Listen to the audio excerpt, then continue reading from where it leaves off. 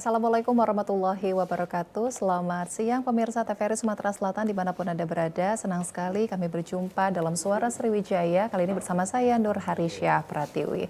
Apabila kita berbicara mengenai jiwa kepahlawanan, mungkin erat kaitannya juga tentang perjuangan. Bagaimanakah kita menumbuhkan nilai-nilai kepahlawan dalam diri kita. Namun juga kepahlawanan ini sendiri juga bukan hanya berkaitan dengan bagaimana kita dalam kegiatan berperang melawan penjajah. Namun kepahlawanan, jiwa kepahlawanan yang saat ini harus kita tumbuhkan adalah bagaimana cara kita bisa memerdekakan diri kita dan juga orang-orang di sekitar kita. Dalam hal ini kita bisa memberikan manfaat bagi orang banyak, membantu dan juga membangkitkan semangat orang-orang di sekitar kita. Itu yang sebenarnya harus kita perjuangkan. Namun hari ini kita akan membahas apakah nilai-nilai kepahlawanan tersebut masih ada di tengah masyarakat kita.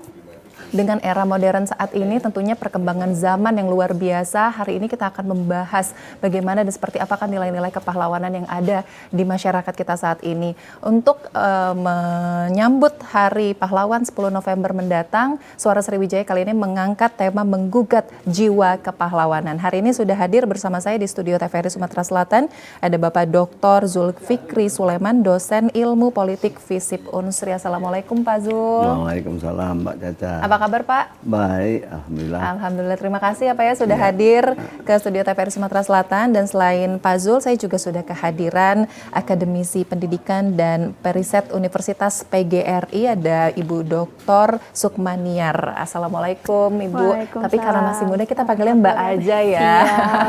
Ini ada Mbak Sukmaniar, terima kasih juga Mbak sudah hadir. Alhamdulillah kita bisa berbincang hari ini dengan tema yang luar biasa, itu menggugat jiwa kepahlawanan. Dan kami juga mengajak pemirsa di rumah untuk dapat bergabung bersama kami melalui telepon interaktif di 0711 311 454 atau Anda dapat menghubungi nomor telepon yang tertera di layar kaca. Baik, saya akan ke Pak Zul terlebih dahulu. Pak Zul, kalau kita berbicara mengenai jiwa kepahlawanan ini sendiri, sebenarnya nilai-nilai kepahlawanan itu seperti apa Pak? Ya Mbak Caca, kita memang punya kesempatan yang baik untuk membicarakan jiwa kepahlawanan ya, setelah 77 tahun merdeka ya. Nah, saya mencatat ya, imajinasi kolektif anak bangsa kita itu dibentuk tentang kepahlawanan oleh zamannya. Nah, jadi kita kilas balik sedikit ke belakang ya. Sebagian dari imajinasi kolektif itu masih ada, dibentuk oleh zaman sebelumnya, yaitu jiwa mengabdi kepada tanah air, dalam arti mengorbankan ya, memberikan pengorbanan secara fisik untuk menghadapi kolonial, penjajahan Belanda ya. Nah, kalau perlu dengan berkorban nyawa, gitu kan? Nah, imajinasi kolektif seperti ini itu masih ada, masih kuat ya. Kemarin ya, pemerintah melantik mengeluarkan SK Pahlawan Nasional untuk 5 orang. Nah ya, semuanya itu pahlawan yang dalam pengertian yang saya bicarakan tadi. Ya. Yang kedua, ada kecenderungan seolah-olah jiwa kepahlawanan itu harus berasal dari daerah-daerah, ya kan? Oh, jadi tiap tahun daerah-daerah itu mengajukan nama ya orang-orang yang dianggap berjasa ya terhadap perjuangan kebangsaan, tapi berasal dari daerah itu gitu ya. Nah kita lihat yang 5 orang tuh ada Jawa Barat, ada DIY, ada Jawa Tengah, ada Maluku, ada Kalimantan Barat. Nah gitu ya. Nah saya pikir dalam konteks setelah 77 tahun merdeka ini, kita perlu menanamkan imajinasi kolektif yang baru kepada anak bangsa, terutama kepada generasi muda ya, anak-anak milenial ini. Generasi Z ya Pak. Iya, kita gugat lah begitu ya. Nah, yang dimaksud di sini lebih kepada konteks zaman sekarang. Ya, kita kan tidak ada lagi penjajah gitu ya. Tapi kan kita bisa ciptakan musuh bersama namanya itu. Misalnya kemiskinan, ya, pengangguran, kesenjangan sosial ekonomi, dan kebodohan ya, keterbelakangan. Oleh sebab itu, saya pikir jiwa kepahlawanan sekarang ini adalah jiwa yang menginspirasi, menginspirasi orang untuk melawan atau menghadapi ya musuh bersama itu tadi yang saya sebutkan tadi. Saya kira itu untuk sementara Mbak Caca.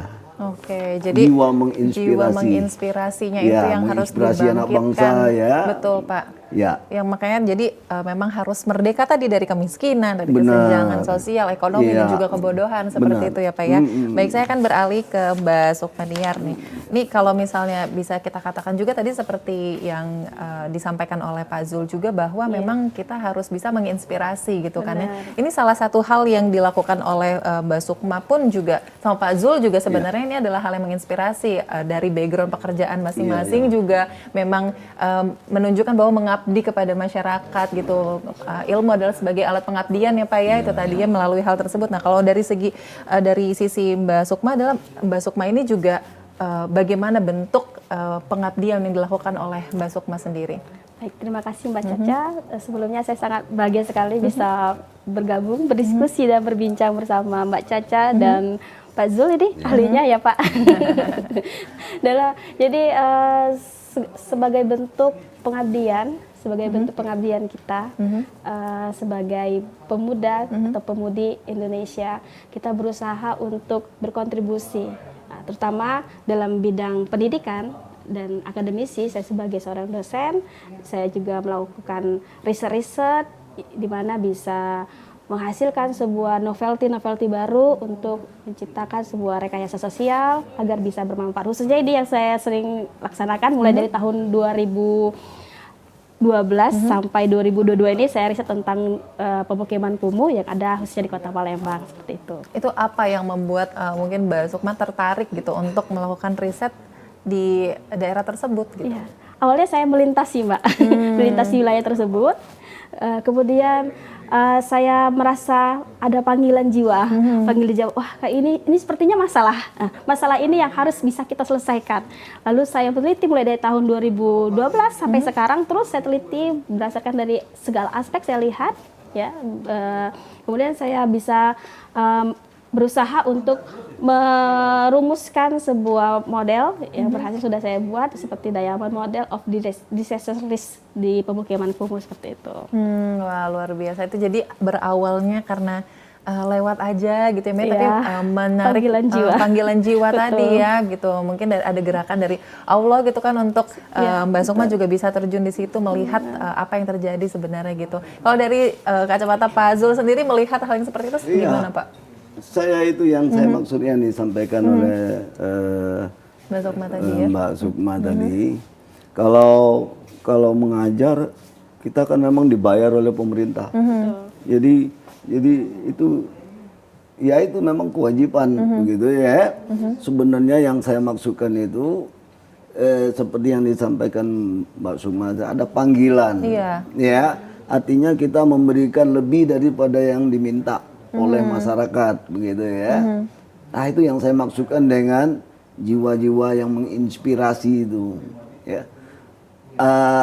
Mungkin kita sering nonton acara Kick Andy ya. Nah, itu kan yang saya maksudkan itu. Jadi pahlawan yang sebenarnya itu ada di sekeliling kita ya. Ya. Termasuk Mbak Sukma ini ya, yang berjuang melebihi dari kewajiban untuk bagaimana supaya masyarakat di pemukiman kumuh itu menjadi lebih baik ya dengan model-model tertentu. Saya kira itu ya. Dan saya pikir saya diundang ke sini, termasuk Mbak Sukma, saya pikir itu memang benar. Ini peluang bagus bagi kita untuk membicarakan ini ya, dan memviralkannya lah begitu. Nah, saya kira makin banyak elemen-elemen dalam masyarakat yang memahami ya jiwa kepahlawanan baru ini, itu akan lebih baik gitu ya. Di luar sana ya selalu ada orang-orang yang seperti itu. Tapi kan kita maunya itu lebih disemarakkan lagi begitu ya. Sehingga masalah-masalah di masyarakat tidak hanya mengandalkan pemerintah saja ya, tapi masyarakat sipil juga ya berperan besar begitu. Saya kira itu Mbak Caca. Luar biasa, berarti memang semakin banyak orang yang bisa menginspirasi itu jauh lebih baik ya gitu ya Pak ya. Jauh lebih baik. Benar sekali. Baik, saya akan kembali ke Mbak Sukma juga. Ini kalau kita melihat tadi juga Mbak Sukma katakan bahwa adanya ketertarikan gitu ya Mbak ya. Mungkin dari rasa prihatin juga melihat kondisi yang seperti itu. Tapi kalau misalnya mungkin bisa dilihat banyak juga di sana itu anak-anak muda seperti itu ya Mbak ya. Itu bagaimana dari pandangan Mbak Sukma sendiri melihat kondisi mereka yang saat ini? Baik, terima kasih Mbak Caca.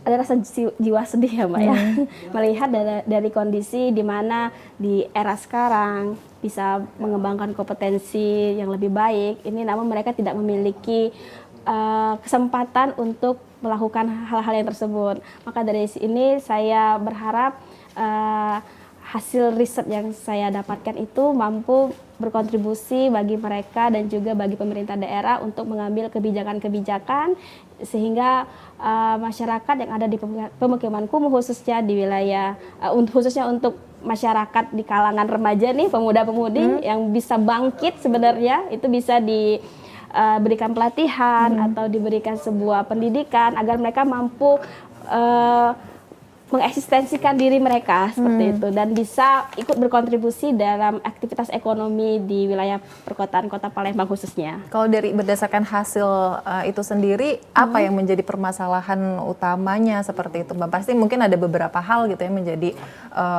fokusnya dari permasalahan di lingkungan itu. Oke. Jadi seperti ini Mbak, berdasarkan dari teorinya Stokes, terjadinya permukiman kumuh karena ada jumlah populasi dan utilization adalah ketersediaan masyarakatnya. Ketika ada kurva penyerapan yang harusnya diserap oleh aktivitas ekonomi yang ada di perkotaan, namun jumlah yang diserap dengan yang terserap itu, jadi yang terserap hanya bagian bawahnya, gitu kan. Sisanya yang harusnya diserap itu akan mengisi kantong-kantong wilayah perkotaan di Kota Palembang. Itulah disebut dengan wilayah permukiman kumuh, tinggal di sudut-sudut sana. Nah nanti pasti banyak juga pembinaan mungkin yang dilakukan oleh Mbak gitu ya terkait bagaimana bisa membangkitkan semangat anak-anak dan juga masyarakat di sekitar itu. Nanti juga kita akan perbincangan juga bersama Pak Zul. Tentunya masyarakat tetap pemirsa tetaplah bersama kami. Suara Sriwijaya akan kembali.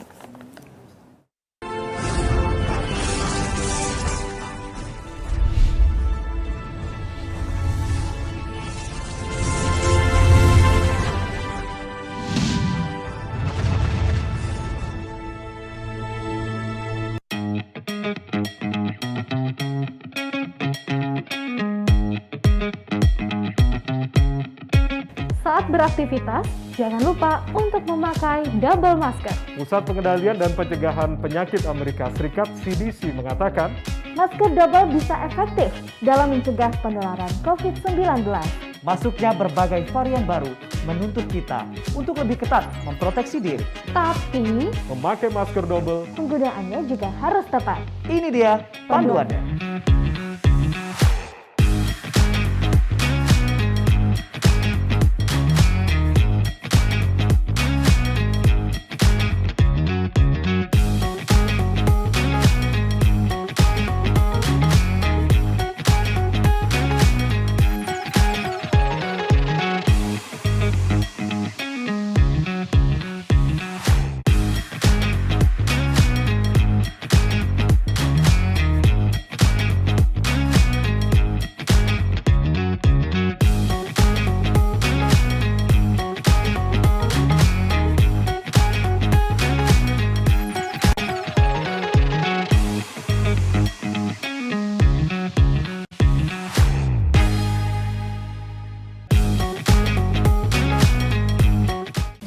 masa-masa pandemi kayak gini, jangan lupa untuk rajin cuci tangan ya, Pak.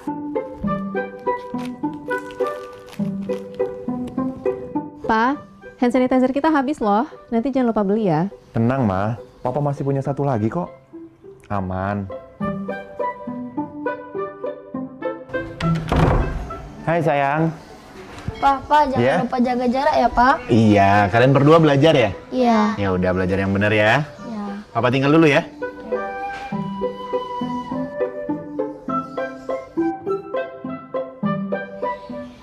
Tuh kan, Pak. Anaknya udah ingetin jaga jarak, maskernya juga jangan lupa dipakai dong. Makasih ya, Ma. Maskerku, maskermu melindungi kita. Mas, Pak, dengan menjaga jarak kita tetap bersatu. Sekarang siapa yang mau pakai hand sanitizer? COVID-19 dapat dicegah dengan 3M, memakai masker, mencuci tangan, dan menjaga jarak.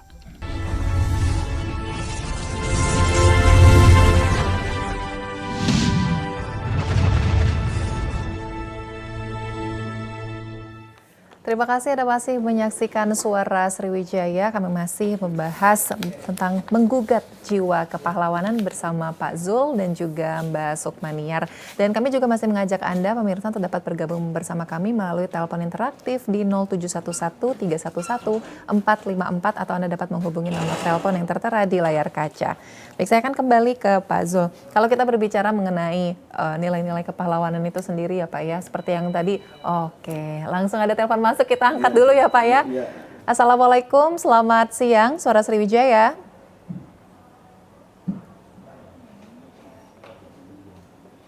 Oke, baik, terputus. Nanti mungkin pemirsa bisa menghubungi kembali di nomor 0711-311-454 ya. Baik, ini kalau kita berbicara mengenai sosok inspiratif seperti itu yang menjadi salah satu nilai kepahlawanan ya Pak ya yang ada di masyarakat gitu. Kalau contoh konkretnya gitu untuk melihat apakah mungkin masyarakat banyak yang bertanya, aduh apakah masih ada gitu nilai-nilai atau jiwa kepahlawanan itu sendiri di masyarakat? Itu bukan hal yang mudah dan terbentuknya juga melalui proses. Jadi saya pikir itu hal yang menarik, penting dan panjang untuk diceritakan gitu ya, karena itu berproses. Kita mulai dari ini saja ya, bahwa Mbak Caca, saya, Mbak Sukma kan merasa beruntung kita karena kita memperoleh pendidikan yang baik ya, kemudian pekerjaan yang baik. Tapi jauh di luar sana kan banyak ya, bagian dari masyarakat kita yang tidak punya kesempatan seperti itu. Tadi yang diceritakan oleh Mbak Sukma tadi, saya ingin tambahkan itu seperti lingkaran setan itu. Ya, artinya Mbak Caca ya, seseorang itu ada di pemukiman kumuh ya, tidak memperoleh pendidikan yang baik, tidak memperoleh pekerjaan yang baik, tapi kan dia harus berkeluarga, ya kan? Nah, berkeluarga nanti dia punya anak, ya. Sementara dia tidak punya tabungan, investasi untuk menyekolahkan anaknya. Nanti anaknya juga akan seperti itu, ya. Tidak punya kesempatan untuk pendidikan yang baik, pekerjaan yang baik, penghasilan yang baik. Nanti dia akan berkeluarga juga. Nah, jadi lingkaran setan. Prosesnya berulang seperti itu terus ya Pak. Nah, pemahaman seperti itu dituntut dari sebanyak mungkin elemen dalam masyarakat kita gitu ya. Nah, tadi Mbak Sukma cerita itu dari kebetulan lewat langsung tergugah gitu ya. Nah, makin banyak yang berpikir seperti itu akan makin baik, ya. Tentu saja tergugah saja tidak cukup, ya. Menginspirasi saja tidak cukup, ya. Tentu ditambah dengan nilai-nilai yang lain ya, ya. Keberanian juga, keikhlasan juga, gitu kan, dan visi juga. ini mau kemana dia dengan cita-cita seperti ini begitu ya. Betul. Jadi itu nilai-nilai mungkin kalau perlu bisa disebut nilai-nilai baru begitu ya, yang perlu kita viralkan terus di kalangan anak-anak muda. Sudah banyak, Mbak. Konkretnya misalnya kalau hari Minggu itu ada anak-anak muda yang apa namanya di Kampang Iwa, gitu ya, menaruh buku-buku, ya. Nah itu kan pahlawan literasi itu. Untuk dipinjamkan gitu ya, Pak, bisa dibaca Dibaca di situ, ya. Saya pernah dengan kawan-kawan juga dulu, ya, setiap minggu kami memajang buku itu, ya, macam-macam buku ya, termasuk untuk anak-anak. Bagus sebenarnya, ya. Tapi ya namanya kita mengabdi dengan modal terbatas, ya. Misalnya kalau di Kampang Iwa itu selalu ditanya oleh petugas di situ ya, gitu kan, betul. mau ngapain gitu ya, betul. Nah terpaksa berini dulu ya, kompromi dulu ya, Pak, ya, kompromi dulu. Nah kira-kira macam itu, Mbak. Ada keinginan, ada kesempatan begitu ya, tapi ada tantangan juga. Tantangannya di situ. Gitu. Ada kadang kan itu juga yang mungkin membuat orang tuh jadi mundur lagi ya, Pak ya. Di situ kita Ya, harus tapi pantang saya menyerah pikir gitu. kalau mundur enggak lah. Jangan ya, artinya Pak. itu orang yang sudah menerjunkan diri dalam pengertian jiwa-jiwa yang menginspirasi, itulah orang yang memang enggak pernah menyerah ya, Pak ya. Enggak patah semangat mereka. Mereka akan coba. Nah, saya satu lagi itu tidak pernah kehilangan harapan dengan cita-citanya itu. Iya. Ya, artinya itu kalau dia berbuat seperti itu, dia akan terus berharap ya. Ada hambatan, dia akan tetap berharap terus, gitu ya. Nah, itu penting sekali itu.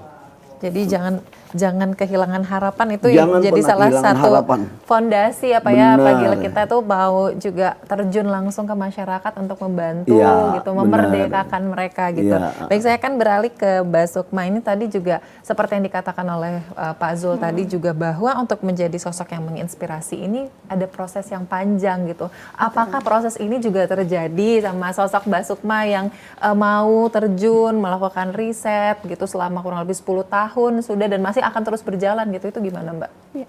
Terima kasih Mbak Caca sebelumnya. Ya, tentunya di dunia riset banyak sekali tantangan yang dihadapi, mulai dari pendanaan ya Pak ya. Kita kadang keterbatasan waktu dan biaya. Namun kita tetap terus berusaha berkolaborasi dari berbagai bidang ilmu dalam berbagai instansi, pendukung selalu support seperti dari Dinas Kotaku gitu ya Pak ya, pembuat program Kotaku, Kota Tanpa Kumuh. Kita selalu diberikan data, kita diberikan data yang bersifat informasi untuk kita terjun ke lapangan. Sehingga pada saat saya berhasil atau memulai melakukan penelitian di pemukiman kumuh tersebut, saya melihat nih, ternyata masalahnya ini apa? Ternyata yang pertama kali ini masalahnya ekonomi ya Pak. Jadi masalah ekonomi. Jadi saya berusaha untuk mengembangkan secara keilmuan, saya ranah ke ekonomi nih sekarang riset. Bagaimana di era Society 5.0 ini bisa dimanfaatkan oleh pemuda-pemudi yang ada di pemukiman kumuh di Kota Palembang agar bisa beradaptasi dan mengikuti di era sekarang. Makanya sekarang saya sudah mulai merana ke riset ke arah startup ya, nanti yang bisa setelah hasilnya nanti bisa diharapkan untuk bermanfaat bagi masyarakat atau pemuda-pemudi yang ada di pemukiman kumuh kita, seperti itu Pak. Oke, jadi memang benar-benar masih terus berjalan gitu ya Mbak, Iya, proses risetnya. terus berjalan. Tapi kalau untuk mungkin kalau kita melihat gitu ke belakang gitu dari sisi Mbak Sukma sendiri gitu, itu kan pasti ada tantangan tadi yang mungkin juga nggak jarang akan membuat apa ya, terkadang tuh merasa takut gitu kan ya, atau merasa aduh apakah bisa dilanjutkan gitu. Nah, itu apakah Mbak memang dari awal gitu sudah diarahkan seperti itu, ataukah dari awal memang sudah punya background atau sudah memiliki apa ya, janji pada diri sendiri gitu bahwa saya harus bisa bermanfaat gitu? Betul, benar sekali Mbak. Jadi pernah ada salah satu tantangan nih Mbak ya yang bikin saya khawatir juga nih. Ketika saya riset ternyata di situ daerah yang kategorinya Texas gitu ya Mbak ya, atau seperti rawan kriminalitas. Jadi saya sebagai seorang wanita agak maju mundur, ini saya maju nggak ya ke wilayah tersebut misalnya seperti itu.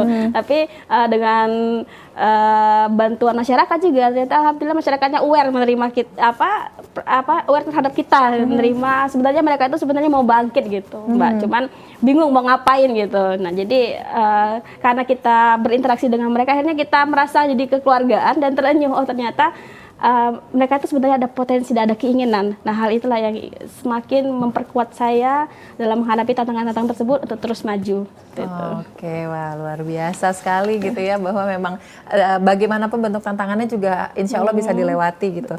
Saya akan kembali ke Pak Zul nih. Pak Zul juga tadi sempat mention atau mengatakan juga bahwa lingkaran setan yang tadi seperti dikatakan gitu, bagaimana ketika orang itu bisa dikatakan tidak merdeka gitu ya, baik dari segi ekonomi, pendidikan dan lain-lainnya, itu juga memang kejadiannya akan terus berulang apabila dari orang tuanya sendiri juga tidak mau berusaha bahwa keluarga bisa keluar dari situ, dan juga tidak ada masyarakat gitu ya Pak ya, yang bisa membantu untuk turun tangan juga gitu, membantu masyarakat lain gitu. Nah ini artinya apakah memang di lingkungan kita, di masyarakat kita ini sebenarnya masih sedikit gitu Pak yang mau memperhatikan orang di sekitarnya gitu? Iya, masih sedikit ya.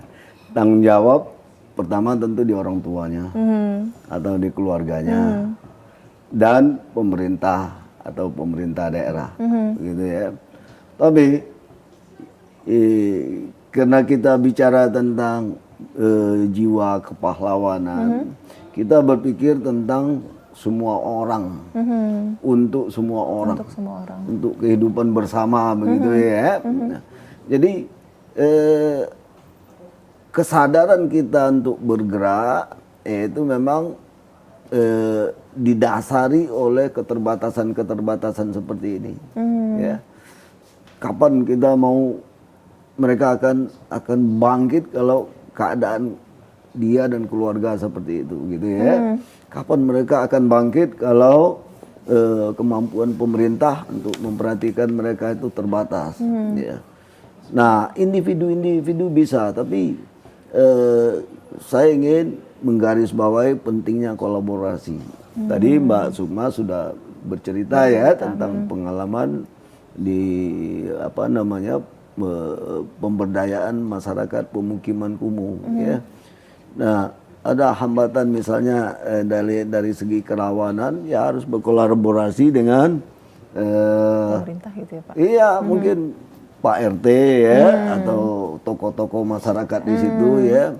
Mungkin berkolaborasi juga dengan dinas terkait, ya, atau dengan pihak swasta yang lain, begitu ya. Nah, misalnya kalau UMKM kolaborasi dengan perbankan misalnya ya, bagaimana supaya mereka bisa bangkit di bidang ekonomi dengan dengan kredit apalah, begitu ya. Program-programnya yang bisa membantu masyarakat gitu ya Pak ya. Oke, baik. Nanti kita akan bahas lebih lanjut terkait tema kita itu menggugat jiwa kepahlawanan ya Pak Zul dan juga Mbak Sukma. Pemirsa tetaplah bersama kami, Suara Sriwijaya akan kembali.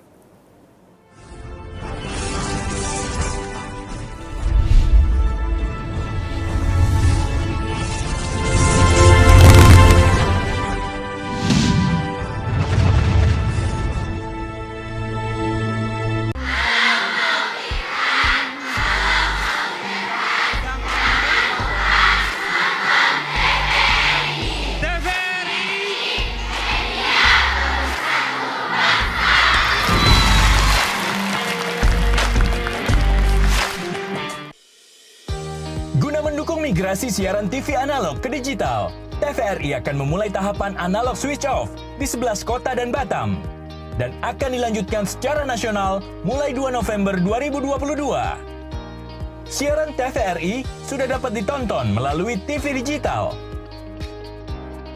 Terdiri dari 4 kanal digital. Kanal 1 TVRI Nasional, Kanal 2 TVRI Daerah, Kanal 3 Budaya, dan Kanal 4 Olahraga.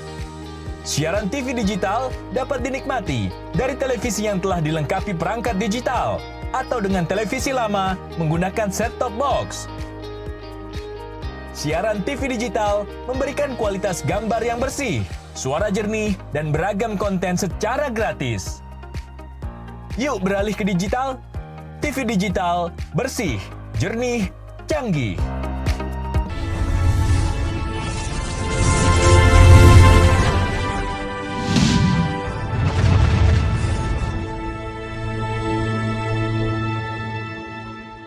Menyaksikan Suara Sriwijaya, kami masih membahas tentang menggugat jiwa kepahlawanan bersama Mbak Sukma dan juga Pak Zul, dan kami mengajak Anda juga untuk dapat bergabung bersama kami melalui telepon interaktif di 0711311454. Saya akan ke Mbak Sukma lagi. Mbak Sukma, ini kalau berdasarkan dari riset yang dilakukan gitu, dengan adanya pembinaan-pembinaan juga yang dilakukan adalah tujuannya juga sebenarnya kurang lebih sama gitu, untuk bisa memerdekakan masyarakat di sekitar wilayah itu gitu. Karena pembinaan seperti apakah yang dilakukan oleh Mbak Sukma gitu, yang mungkin juga bisa dilakukan atau bisa dipraktekkan juga nih oleh masyarakat mungkin yang juga berada di lokasi sekitar yang ingin membangun wilayahnya gitu. Silakan Mbak. Terima kasih Pak Caca. Jadi pembinaan yang bisa kita berikan yaitu pertama dengan memberikan informasi tentang pelatihan-pelatihan yang sekarang memang dibutuhkan di dunia lapangan pekerjaannya sesuai dengan era sekarang, era society 5.0. Nah, hal-hal yang seperti ini saya harap menjadi salah satu pemantik para pemuda-pemudi Indonesia khususnya di pemukiman kumuh untuk menyalurkan minat dan bakatnya sesuai dengan keinginannya, gitu kan, dan memiliki jiwa empati terhadap kemajuan negara dan kemajuan keluarganya sendiri, terutama seperti itu. Nah, saya harapkan seperti ini bisa meregenerasi. Jadi Pak dan Mbak Caca, kita sebagai kalangan mungkin di bidang pendidikan seperti itu, berharapnya bisa mengarahkan para pemuda-pemudi Indonesia, khususnya pemukiman kumuh itu bisa untuk lebih baik lagi dan lebih menempatkan dirinya, oh ini posisinya nih, berarti dia udah di dunia, harus memperbaiki dunia pendidikannya, kemudian harus menambah keterampilannya, harus melihat peluang pekerjaan yang sekarang dihadapi, seperti itu. Oke, jadi memang pembinaannya itu juga berawal dari memberikan informasi, itu tadi ya, Mbak, memberikan ya, inspirasi agar teman-teman itu juga mengetahui gitu bahwa ternyata mereka juga bisa gitu untuk memiliki kualitas hidup yang lebih baik gitu. Dan tentunya harus menggugah jiwa kepahlawanannya nih. Nah, itu gimana Mbak cara menggugahnya? Menggugahnya ya dengan mengetuk dari hati ke hati, Mbak. Jadi emang kita secara personal sebagai periset dengan responden kita atau yang kita teliti itu jangan ada jarak antara kita dan yang kita teliti. Jadi sehingga mereka merasa dia adalah bagian dari kita dan dia berusaha akan merasa ada kontribusi mereka untuk riset tersebut, untuk mengembangkan dirinya tersebut. Nanti ada jiwa yang tergugah dari mereka untuk lebih baik lagi, seperti itu, Mbak. Itu yang paling bisa kita laksanakan. Jadi meningkatkan rasa kepercayaan diri mereka juga, rasa percaya mereka juga terhadap orang lain gitu ya, Mbak, ya, bahwa memang manusia diciptakan juga sama gitu kan ya. Saya akan kembali ke Pak Zul juga. Pak Zul tadi sempat mengatakan juga bahwa hal-hal yang mungkin perlu dimerdekakan selain kemiskinan tadi juga adalah kesenjangan sosial ya Pak ya. Kesenjangan sosial itu kan artinya kita bermain ke dari segi pola pikir juga gitu kan ya, bagaimana etika kita gitu. Itu juga larinya bahasannya juga ke nilai-nilai kepahlawanan. Bagaimana Pak cara untuk memutus atau membuka border kesenjangan sosial itu gitu Pak? Ya, itu itu proses yang berikutnya. Ada yang lebih mendasar lagi ya. Apa tuh Pak? Bagaimana supaya mereka yang sudah terpuruk sekian lama itu masih punya harapan. Ya. Nah, masih punya harapan. Ya. Jadi kalau seseorang sudah kehilangan harapan, sudah ya tamat riwayatnya gitu ya. Nah, yang pertama yang perlu kita lakukan itu adalah bagaimana supaya mereka tetap punya harapan. Dan saya ingin menyinggung anak-anak ya. Saya itu punya keyakinan ya membacakan dongeng ya untuk anak-anak SD itu akan membuat mereka punya imajinasi, gitu ya. Nah, saya juga pembimbing KKN Mbak Caca ya, sudah beberapa kali periode. Ya, cerita anak-anak yang di koran itu saya clipping, kemudian saya laminating gitu ya. Kemudian saya suruh mahasiswa KKN mengajak anak-anak SD ya untuk kumpul, kemudian dibacakan.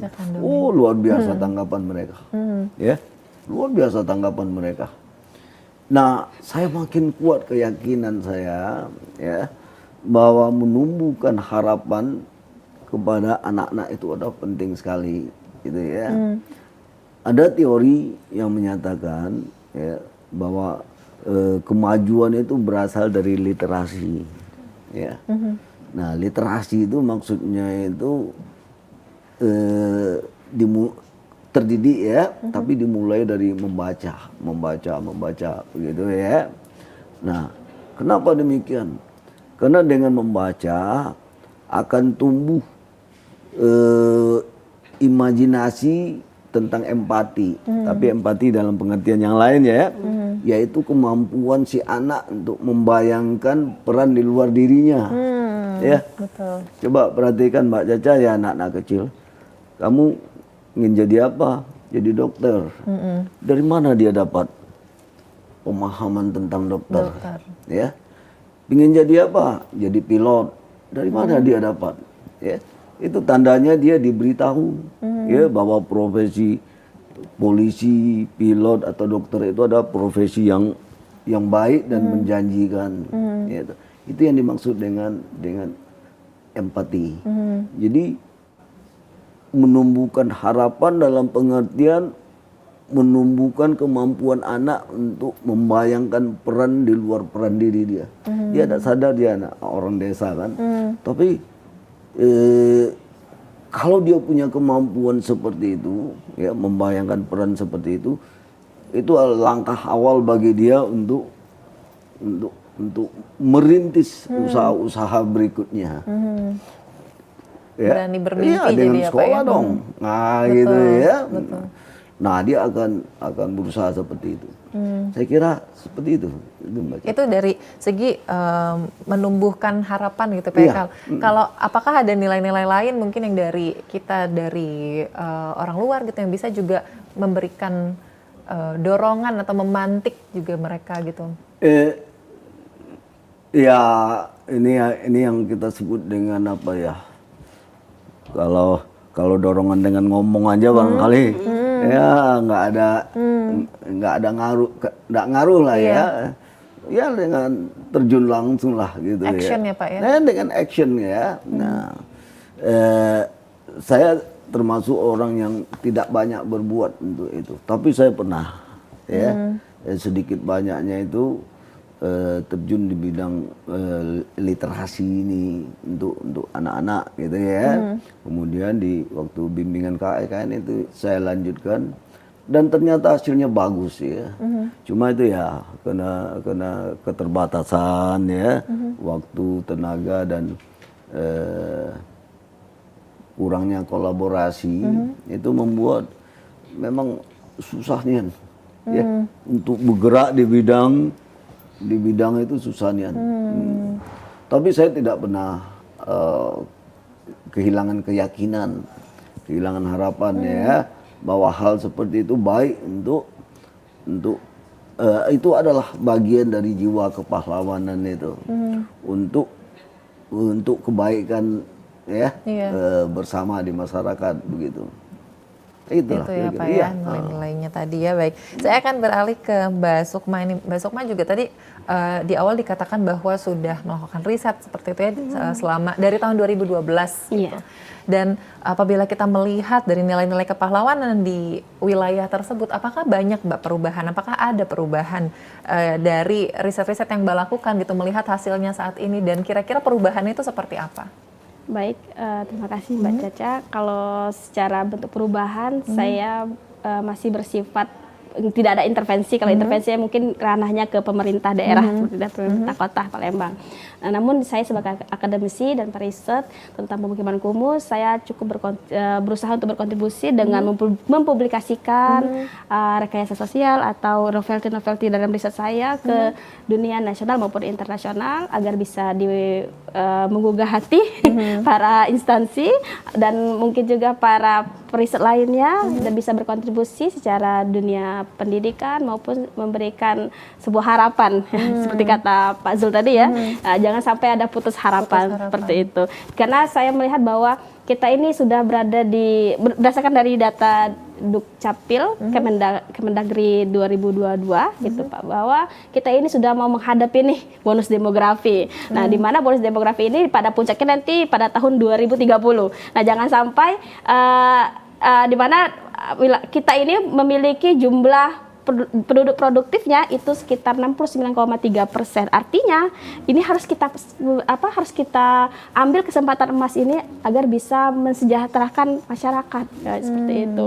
Jadi bukan jadi beban ya. Bukan jadi beban, tapi bisa kesempatan untuk memperbaiki diri, mensejahterakan diri, keluarga dan masyarakat lainnya dengan memanfaatkan usia tersebut. Nah, saya harapkan semua elemen bisa merasakan, nggak hanya sebagai akademisi saja, tapi juga sebagai masyarakat yang mungkin ekonominya yang masih rendah itu bisa juga mengeksistensikan dirinya dengan meningkatkan keterampilan-keterampilan atau mengikuti pelatihan-pelatihan yang bisa terserap sesuai dengan era sekarang seperti itu Mbak. Jadi meningkatkan keterampilan itu juga salah satu hal yang memang harus dipersiapkan juga gitu ya. Kalau kembali lagi dari program yang dilakukan oleh Mbak Sukma gitu ya, itu tadi dari aspek misalnya membangun harapan dan juga kepercayaan dari mereka gitu. Apakah ada aspek-aspek lain juga yang dilakukan pendekatannya gitu untuk membangkitkan nilai-nilai semangat mereka gitu Mbak? Ya seperti tadi dengan memberikan inspirasi seperti itu Mbak, inspirasi kepada diri kita sendiri, kita mencontohkan bahwa dan memberikan gambaran, memberikan sebuah pemahaman kepada mereka agar mereka itu mampu bertahan di era sekarang seperti itu. Pernahkah mengalami misalnya hal-hal mungkin tantangan-tantangan seperti apa gitu Mbak yang tadinya itu ada memang tantangan yang konkret nyata dan akhirnya bisa dilewati seperti itu? Ya. Awalnya kan masyarakat masih nggak percaya ya, nggak percaya. Udahlah, emang kami nggak bisa, kami nggak mampu nih untuk berkembang seperti ini. Hanya sebatas kemampuan kami bisa bekerja di bagian upah kasar seperti itu. Namun kita coba untuk melakukan pendekatan bahwa ini loh contohnya seperti itu. Kita bagikan pengalaman hidup. Ini loh itu Mas Mbak gitu kan. Nyatanya kita sebenarnya mau siapapun kita, mau bagaimanapun kondisi kita, kalau memang kita mau berubah akan tetap bisa berhasil seperti itu. Saya motivasi kalau emang kita emas gitu, kalau berada di dalam kubangan maka akan tetap terlihat emas. Gitu. Makanya hal-hal yang seperti itu dan juga bisa juga melalui pendekatan agama seperti itu. Kita dekatin tokoh masyarakatnya. Bagaimana biasanya kalau dengan tokoh masyarakat seperti tokoh agama itu mereka lebih cepat menerima seperti itu ya bagi mereka-mereka yang belum bisa membuka diri kepada kita sebagai orang luar di datangan seperti itu salah satu solusinya. Hal itu memang menunjukkan bahwa untuk membangun semangatnya teman-teman tersebut juga memang dilakukan berbagai cara gitu ya Mbak ya untuk mendapatkan hasil yang maksimal gitu kan ya. Baik, saya akan kembali ke Pak Zul. Pak Zul ini kalau kita berbicara mengenai menggugatnya ini loh Pak ya, menggugat si jiwa kepahlawanannya ini memang seperti apa yang harus digugat gitu Pak? Seperti yang sudah saya sampaikan di awal tadi. Imajinasi kolektif kita selama ini menganggap pahlawan itu adalah dalam pengertian melawan penjajah, berjuang secara fisik. Kalau perlu dengan mengorbankan jiwa, ya, kan itu yang terbentuk selama ini, dan itu dilanjutkan oleh pemerintah. Tiap tahun pemerintah mengeluarkan pengumuman adanya pahlawan-pahlawan nasional yang baru, gitu ya. Nah, yang terakhir kemarin ini ada 5, gitu ya. Nah. Ini kan sudah 77 tahun merdeka ini. Iya. Dan generasi sekarang saya kira akan makin berjarak dengan jiwa kepahlawan dan yang seperti itu, ya. Perlu kita tanamkan jiwa kepahlawanan yang saya tawarkan tadi itu, ya. Jadi bukan lagi teladan kepada pejuang-pejuang di masa lalu, ya, tapi memahami jiwa kepahlawanan dalam pengertian jiwa yang menginspirasi. Itu tidak perlu pejuang-pejuang, tidak perlu anggota militer, ya, tetapi anak-anak bangsa di sekitar kita. Nah, ini saya penasaran juga, apakah artinya memang pemerintah ini juga harus melakukan perubahan, dan perubahan itu nanti seperti apa mungkin bisa disampaikan juga gitu ya Pak ya, untuk mungkin juga bisa kita masyarakat juga bisa berkolaborasi nantinya dengan pemerintah gitu. Dan pemirsa tetaplah bersama kami akan membahasnya usai jeda berikut.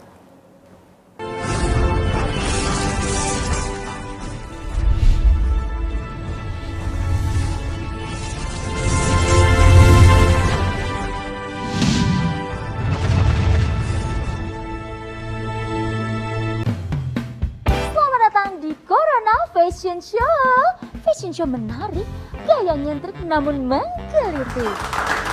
Kita sambut peserta pertama kita dengan tema anti kuman, antibakteri dan antivirus. Selalu mencuci tangan dengan air yang mengalir sebelum dan sesudah melakukan aktivitas atau menggunakan hand sanitizer. Peserta selanjutnya dengan tema jaga jarak aman. Jaga jarak minimal 1 meter saat berbicara dan beraktivitas. Jarak boleh jauh, tapi hati kita tetap bersatu. Peserta yang terakhir dengan tema anti percikan air dan debu. Masker dan face shield dapat melindungimu. Terima kasih telah membantu mencegah penularan COVID-19 menuju Indonesia sehat.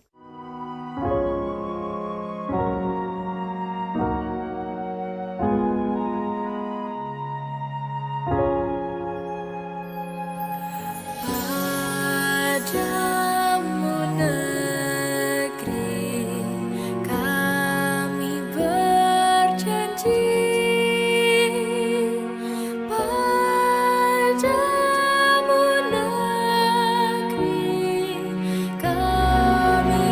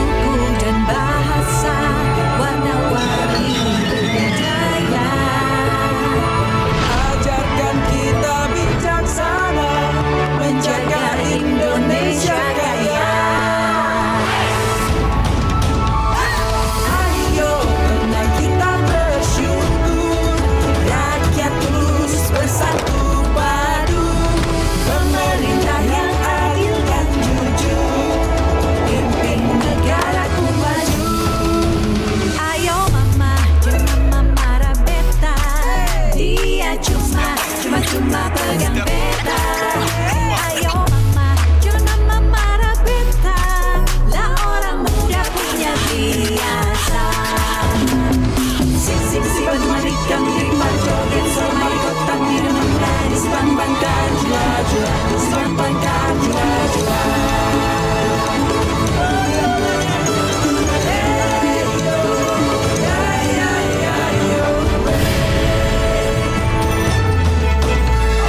Dari Aceh hingga Papua, kita semua bersaudara, bekerja dan berdoa, bangga dan bersahaja untuk Indonesia Raya.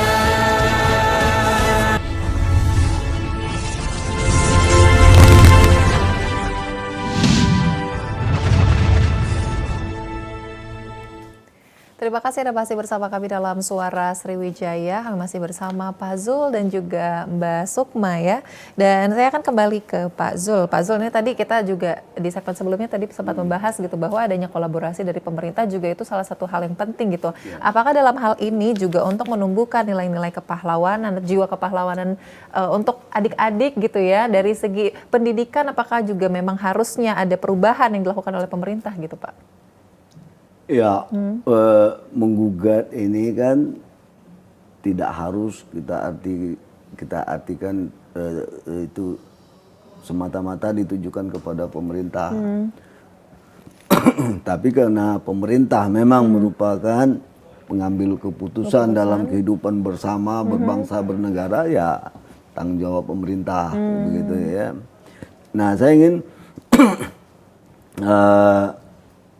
mengambil contoh ya, bagaimana supaya masyarakat maksudnya itu anak-anak muda ya, anak-anak setingkat SD itu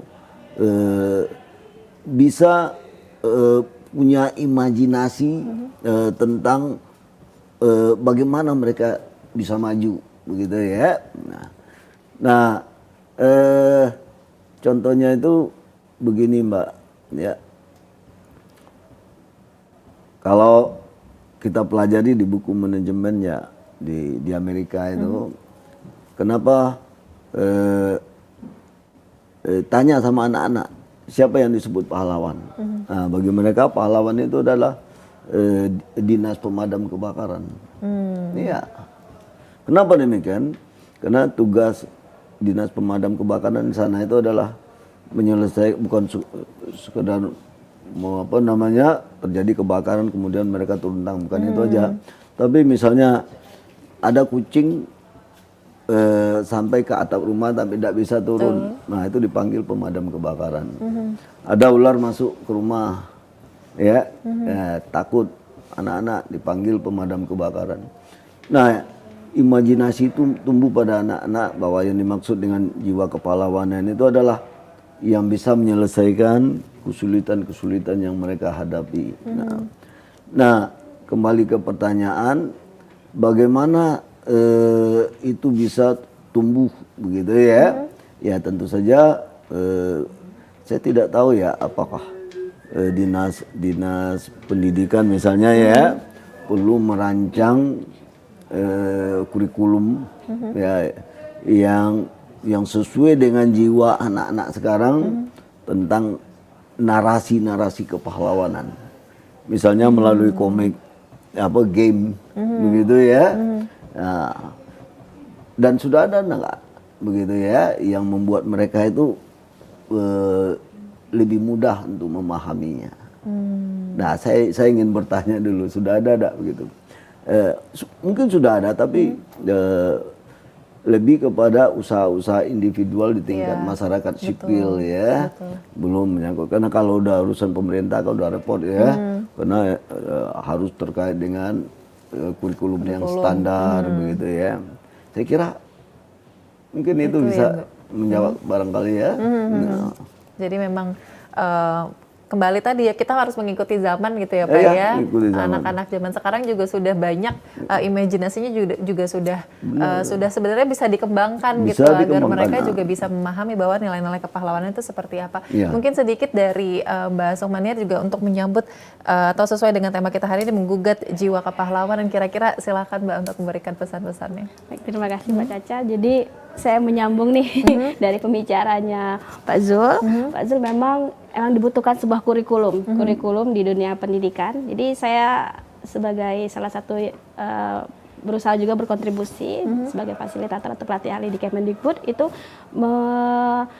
bagaimana mengimplementasikan kurikulum Merdeka yang sekarang ini. Saya sangat support sekali, saya sangat setuju sekali. Di mana kita sebagai pelajar diminta untuk melakukan penguatan sesuai dengan Pancasila kita.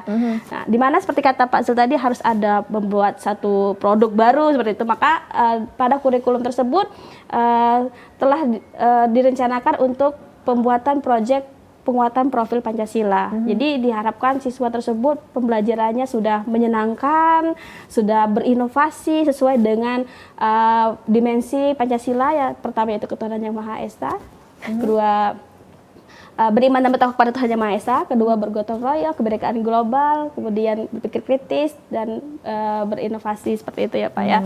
Nah, pada dimensi-dimensi tersebut pada kurikulum tersebut itu dilakukan penguatan Pancasila yang telah saya sebutkan tadi agar mereka sesuai dengan tujuan dari pendidikan nasional berdasarkan dari Ki Hajar Dewantara Pak, seperti itu pahlawan pendidikan kita di sana menyukseskan bahwa pelajar Pancasila itu adalah pelajar yang sepanjang hayat, yaitu pelajar yang sesuai dengan kodratnya dan senang belajar dengan senang, seperti itu Pak. Jadi kalau memang pelajar kita ini merasa senang dalam belajar, insya Allah mereka akan dengan sukarela nih belajar, bercita-cita tinggi, berinovasi, karena mereka sudah nyaman nih. Nah disitulah saya harap bahwa pahlawan yang sebenarnya adalah pahlawan di dunia pendidikan untuk memajukan masyarakat, khususnya nih direlitkan dengan hasil riset saya itu dari pemukiman kumuh yang ada di Kota Palembang seperti itu. Wah, baik, luar biasa. Jadi kita memang menjadi harapan kita juga ya bahwa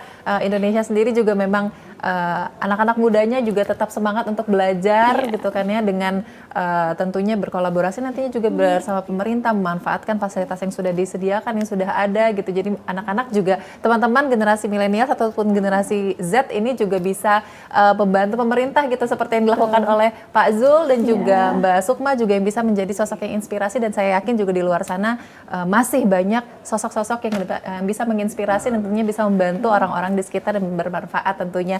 Sekali lagi terima kasih Bapak Dr. Zulfikri Sulaiman, dosen ilmu politik FISIP Unsri, dan juga Mbak Dr. Sukmaniar, akademisi pendidikan dan periset Universitas PGRI telah hadir di studio TVRI Sumatera Selatan. Semoga perbincangan kita siang hari ini menjadi inspirasi seperti tujuan kita bahwa untuk melihat atau menjadi seorang pahlawan itu juga tidak perlu jauh-jauh, pasti tentunya ada di sekitar kita. Akhir kata terima kasih juga kepada seluruh pemirsa yang telah menyaksikan Suara Sriwijaya hari ini. Insya Allah kita akan berjumpa di Suara Sriwijaya berikutnya. Wassalamualaikum warahmatullahi wabarakatuh. Sampai jumpa.